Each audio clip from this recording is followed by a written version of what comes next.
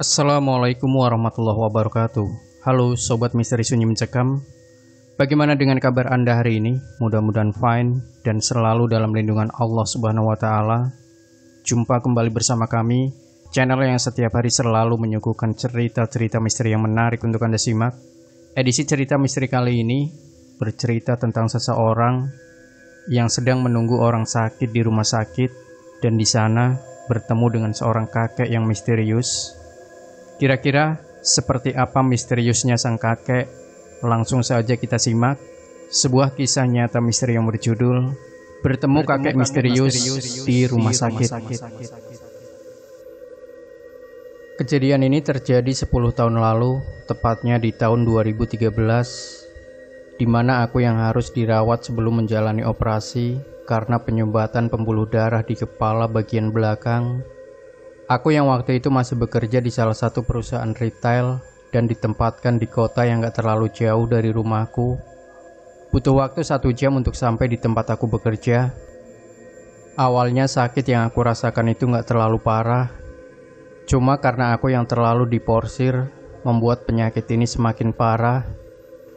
Tepat di jam 4 sore setelah sholat asar, aku yang hendak naik ke lantai 2 tiba-tiba terjatuh sampai harus dibopong untuk dipindahkan ke rumah tetangga yang ada di sebelah ruko tempat aku kerja. Terlihat sedikit darah yang keluar dari hidungku, dan ini kali pertama aku alami. Gak berselang lama, orang tuaku pun tiba untuk membawaku pulang ke rumah hari itu juga. Tapi mereka yang ada di sekitarku menganjurkan untuk aku langsung dibawa ke rumah sakit guna mendapatkan penanganan secepatnya. Orang tuaku pun setuju dengan gagasan mereka. Tapi yang buat orang tuaku bingung, harus dibawa ke rumah sakit yang mana, soalnya rumah sakit lumayan jauh dari tempatku bekerja. Di dekat sini ada rumah sakit, Bu, yang baru buka. Warga di sini juga ada beberapa yang sudah pernah berobat dan dirawat di sana, ucap Burani pemilik rumah. Orang tuaku tak berpikir panjang, langsung setuju dengan saran Burani. Aku pun dibawa ke rumah sakit itu.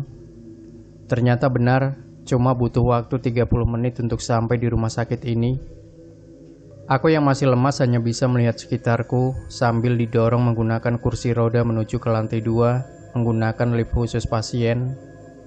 Sekilas aku lihat rumah sakit ini terlihat janggal.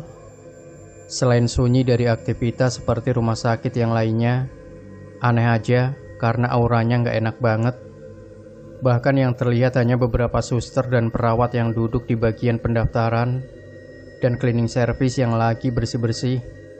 Aku yang harus dirawat di lantai 2 langsung menuju lift bareng suster dan orang tuaku. Sampai di lantai 2 dan lift terbuka. Hal yang sama juga terlihat di sini, di mana di ruangan ini sunyi banget, benar-benar sunyi.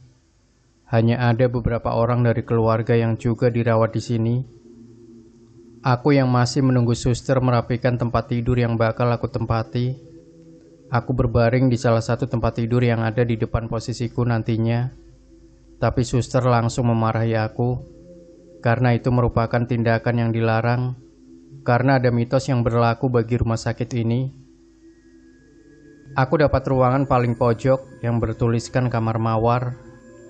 Di dalam ada 5 orang yang dirawat dan rata-rata sudah berumur 40 tahun ke atas dengan riwayat penyakit tua. Setelah selesai dari pemasangan infus dan ganti baju menggunakan pakaian pasien, dokter pun datang untuk cek kondisiku.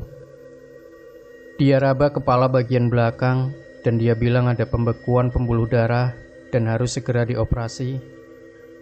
Jika setuju, operasi bakal dilakukan di hari Senin depan, di mana hari itu masih hari Jumat. Dokter itu nggak bahas yang lain setelah itu, dia langsung pergi, udah seperti orang paling sibuk, tanpa bertanya apakah aku setuju atau tidak untuk dioperasi. Ya sudah, orang tuaku setuju untuk aku bisa dirawat beberapa hari, sambil nunggu hari Senin tiba. Nggak lama si dokter pergi, ada pasien baru yang masuk di ruangan ini juga. Pria tua dengan tubuh gempal, ditemani istri dan 1 anak perempuannya. Oh ya, sedikit aku jelaskan kalau aku sering mengalami sakit kepala yang luar biasa setiap malam tiba. sampai membuat kepala seperti mati rasa. Tepat jam 8 malam, keluargaku yang lain datang berkunjung untuk melihat kondisiku. Ponakanku yang masih lucu-lucunya juga diajak, biar aku sedikit terhibur karena ada mereka. Hahaha. Tapi entah kenapa, ponakanku yang biasanya riang dan gak bisa diam selalu berisik banget.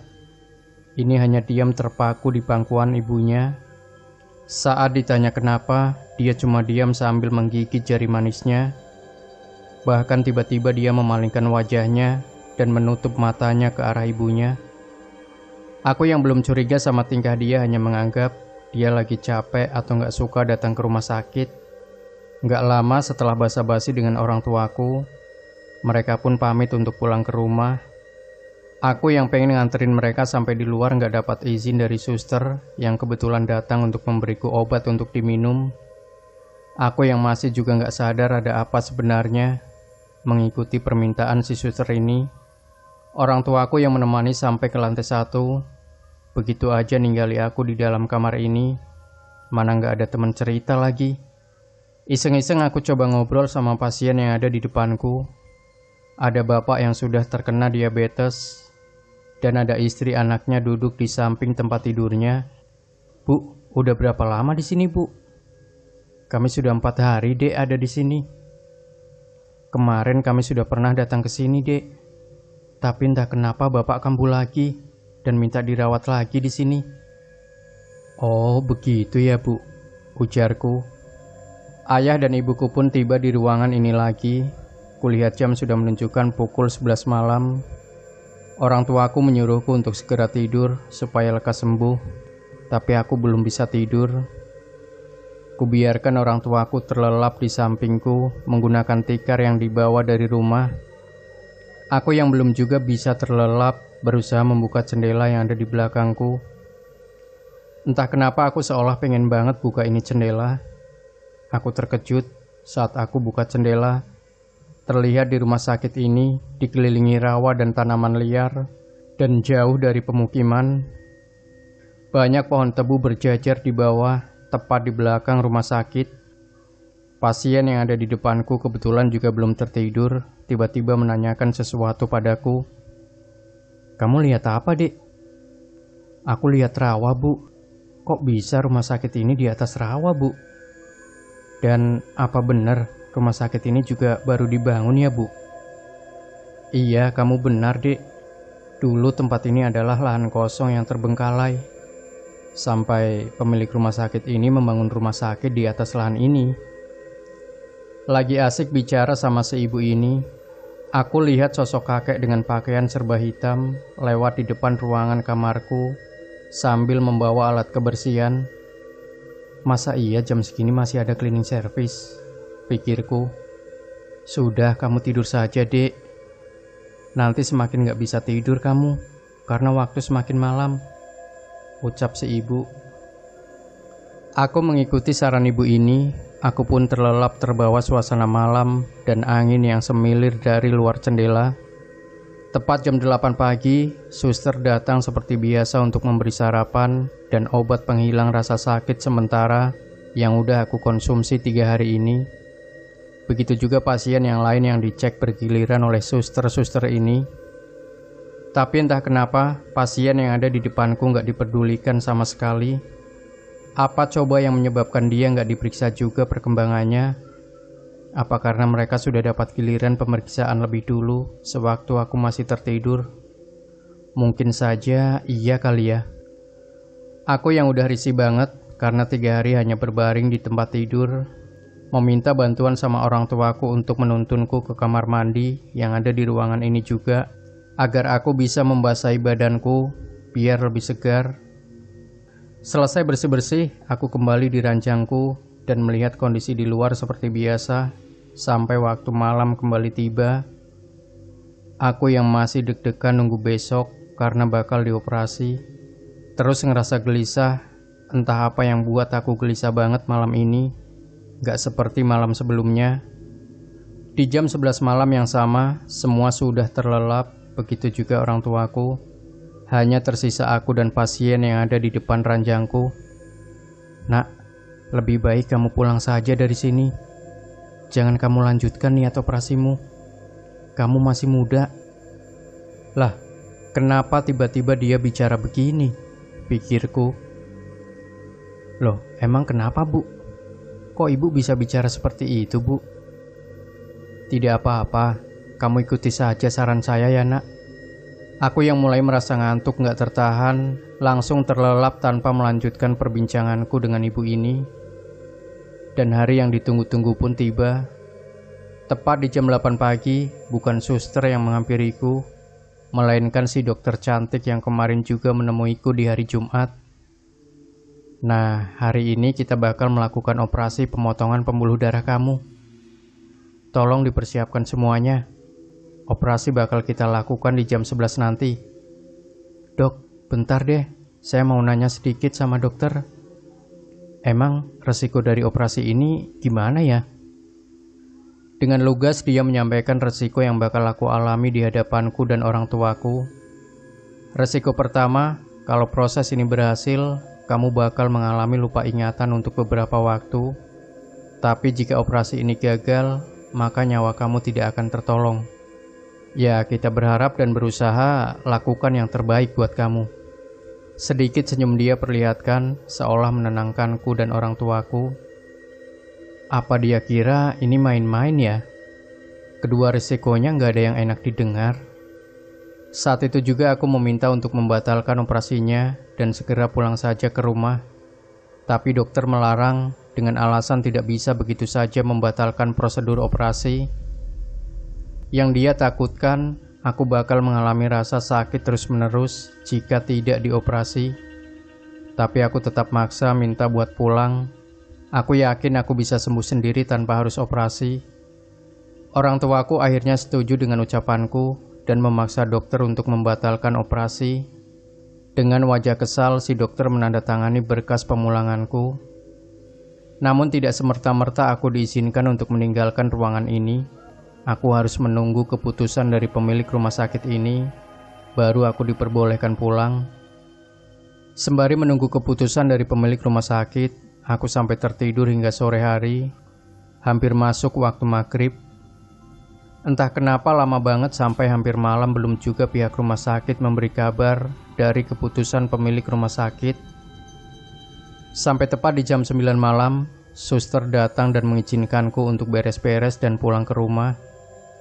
Selesai beres-beres, kami bergegas keluar dari ruangan ini dan turun ke bawah. Orang tuaku yang berjalan duluan di depanku meninggalkanku di belakang. Sebelum meninggalkan ruangan, aku sempat berpamitan dengan pasien yang masih dirawat di kamar ini. Tapi aku tidak melihat pasien yang ada di depan ranjangku, yang selalu menemani aku ngobrol setiap malam. Suster, pasien dan keluarga yang di ranjang itu kemana ya? Apa sudah pulang sore tadi? Pasien yang mana, Dek? Kamu ada-ada saja. Ranjang itu kosong dari pertama kamu masuk di sini. Ah, nggak mungkin. Karena setiap hari aku lihat mereka, suster. Bahkan ibu itu selalu nemenin aku ngobrol setiap malam.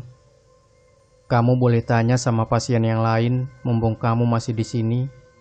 Coba tanya mereka. Ternyata benar.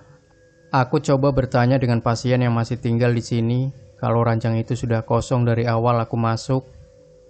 Dan mereka setiap malam melihatku selalu ngobrol sendiri. Mereka ingin menegurku atau orang tuaku, tapi tidak berani karena takut menyinggung. Seminggu lalu ada korban yang gak sempat tertolong karena komplikasi dari diabetes dan penyakit lainnya. Kebetulan dia dirawat di ranjang itu. Nah, anak dan istrinya tidak terima karena mereka beranggapan kami lalai dan terlambat memberi pertolongan sampai membuat mereka frustasi. Tidak lama setelah bapak itu meninggal, ibu dan anak perempuannya dikabarkan bunuh diri di rumahnya yang gak jauh dari rumah sakit ini. Bahkan jalan kaki sudah sampai di rumah mereka. Sekilas suster menunjukkan rumah si pasien ini kepadaku dan menunjuk ke arah belakang rumah sakit ini, di mana ada bangunan yang memang sudah tidak digunakan, rumah yang dibatasi pagar rumah sakit ini. Mulutku gak bisa berkata apa-apa. badan langsung dingin walaupun keringat bercucuran di dahiku. "Hei, kamu mau pulang gak?" Suara ayah mengagetkanku. Iya aku keluar, tunggu dulu," ucapku. Sampai tiba di tangga menuju lantai 1, aku kembali dikejutkan oleh sosok lelaki tua berpakaian hitam dari baju sampai celananya. Dia berdiri di samping tangga sambil tersenyum kepadaku dan mempersilahkan aku lewat dengan tangan yang diturunkan seolah isyarat. "Ayo buruan, kamu keluar dari sini. Pilihan kamu benar karena tidak melanjutkan operasimu, nak." Dia nggak berbicara, tapi entah kenapa seolah mendengar bisikan seperti itu. Aku yang terlihat bengong langsung disadarkan oleh ibuku dan menarikku perlahan untuk menuruni tangga. Sekilas aku kembali melihat ke belakang untuk memastikan siapa kakek itu. Dia masih tersenyum manis kepadaku tanpa mengucap sepatah kata pun.